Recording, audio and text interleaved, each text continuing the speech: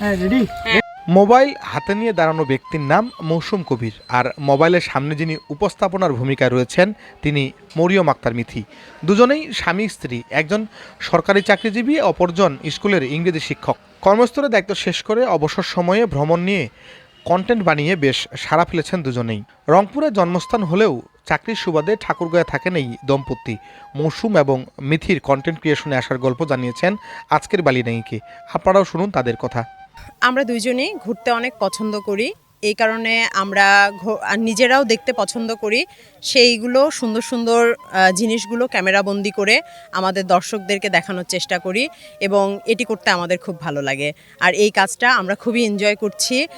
আর ও আমাকে অনেক বেশি হেল্প করে, এই কারণেই আমার এই প্রফেশনটা করা সম্ভব হচ্ছে।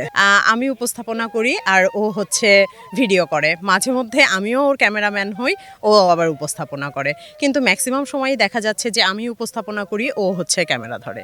দুজনেই জব করি। জবের পাশাপাশি আমরা ঘুরতে অনেক পছন্দ করি। এই কারণেই ভাবলাম যে আমরা যে ঘুরছি সেই চিত্রগুলো যদি আমরা দর্শকের সামনে তুলে ধরতে পারি, তাহলে আমরা আমাদের ইতিহাস ঐতিহ্যকেও দর্শকের সামনে তুলে ধরতে পারবো। এই কারণেই আসলে ক্রিয়েশনে আসে। আমাদের পেজের নাম হচ্ছে মৌসুম অ্যান্ড মিথি। আপনারা আমাদের পেজ ভিজিট করলে বিভিন্ন দর্শনীয় স্থান এবং গ্রাম বাংলার ঐতিহ্য নিয়ে সুন্দর সুন্দর ভিডিও দেখতে পারবেন।